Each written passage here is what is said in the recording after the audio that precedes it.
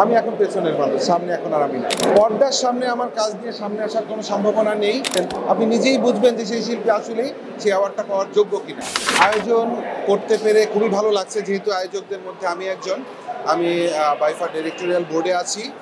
তো আমাদের সবারই তো মানে ইচ্ছা থাকে যে আমরা খুব ভালো কিছু দেশের সামনে রিপ্রেজেন্ট করব, আর খুব ভালো একটা জায়গায় আমাদের দেশের শিল্পীদের তাদের কাজের যে একটা স্বীকৃতি সেটা আমরা দিতে চাই। তো খুবই ভালো লাগছে শিল্পীদের স্বতঃস্ফূর্ত অংশগ্রহণ, আপনাদের সবার স্বতঃস্ফূর্ত অংশগ্রহণ, এবং দেখতেই পাচ্ছেন যে হল পুরো জমজমাট। তো এখন পর্যন্ত আমরা স্যাটিসফাইড, বাকিটুকু কী হয় সেটুকুর অপেক্ষায় আছি।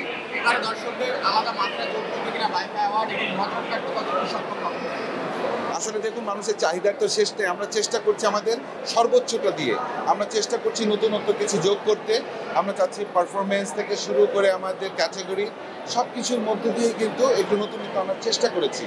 তো হয়তোবা মানে অর্গানাইজার হিসেবে বলতে পারি আমাদের অনেক ভুল ত্রুটি আছে। এই ভুল ত্রুটিকে ক্ষমা করে আমাদের সুন্দরগুলোকে আপনারা ভালো মতো দেখবেন, এবং সামনে যেন আমরা ভালো করতে পারি সেই দোয়া আমাদের জন্য করবেন। স্বজনপ্রীতির ব্যাপার যদি বলেন, আমি একজন ডিরেক্টরিয়াল বোর্ডের একজন পার্সন হিসেবে বলতে পারি আমার চোখের সামনে স্বজনপ্রীতির এমন কোনো কিছু আমি এখন পর্যন্ত ঘটতে দেখিনি, এমন কিছু ঘটেনি। এবং আপনারা যখন দেখবেন যে কেউ কোনো একজন শিল্পী তিনি অ্যাওয়ার্ড পাচ্ছেন, আপনি নিজেই বুঝবেন যে সেই শিল্পী আসলেই সেই অ্যাওয়ার্ডটা পাওয়ার যোগ্য কিনা।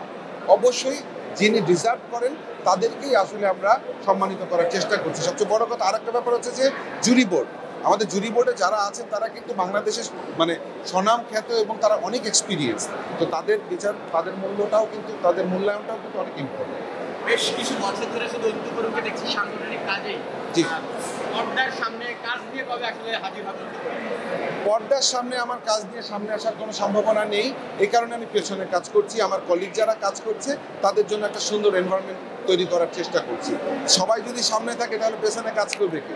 আমি এখন পেছনের মানুষ, সামনে এখন আর আমি নাই। শেষ করবো, এক জীবনে আপনার যে সহশিল্পী ছিল প্রায় 14-15 বছর পর, তার সঙ্গে আবার মিট আপ হলো, আপনি ইন্টারভিউজ দেখলাম। এই অভিজ্ঞতাটা নিয়ে যদি একটু জানতে চাই, প্রথমবারের মতো এত বছর পরে কোনো টেলিভিশন চ্যানেলে ইন্টারভিউ দিলেন, এবং আপনাদের যে ভালোবাসা এখনো আপনারা বুঝতে পারছেন যে কোন জায়গায় দর্শক আপনাদেরকে রেখেছে, সেই জায়গাটা যদি একটু জানতে চাই। খুবই চমৎকার একটা অনুভূতি, কারণ 14-15 বছর পরে আমার দেখাও হয়েছে তার সাথে এবং একটা ইন্টারভিউ দিয়েছি। সেই ইন্টারভিউটাও মানুষ গানের মতো করেই কিন্তু গ্রহণ করেছে। প্রচুর দেখলাম ভিউ হয়েছে, প্রচুর মানুষজন চায় যে এই জুটি আবার ফিরে আসুক, তারা আবার কাজ করুক। তো যেহেতু আর কাজ করছি না, এরকম হয়তো বা হবে না, তবে এই ভালোবাসাটা সারা জীবন মনে থাকবে। আর এই ভালোবাসাটা রেখে যেন মানে আমৃত্যু রাখতে পারি, সেই দোয়া সবাই করবেন আমাদের জন্য। আবার তার সঙ্গে কাজে দেখতে পাবে কিনা দর্শকরা চাচ্ছে, আসলে নামটা নিয়ে আমরা শুনতে চাই আপনার সঙ্গে।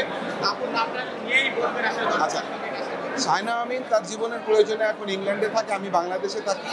তিনিও কাজ ছেড়ে দিয়েছেন, আমিও কাজ ছেড়ে দিয়েছি। তাই দুজনের একসাথে সামনে কাজের কোনো সম্ভাবনা নেই, তবে মানুষের এই ভালোবাসাটা নিয়ে আমরা থাকতে চাই। আপনাদের দোয়া চাই।